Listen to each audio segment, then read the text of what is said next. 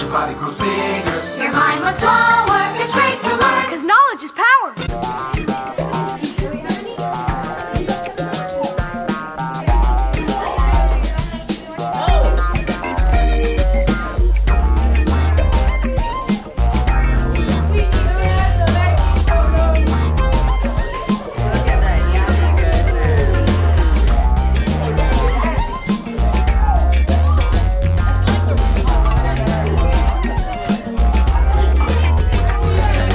So in math today, we got to use math to make pumpkin bread.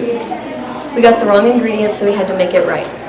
Divide all the ingredients to make by 4 to make the right ingredients. Why was it so fun? Because we felt like we were on a cooking show, and it wasn't this like all the math that we normally do, just working at a desk.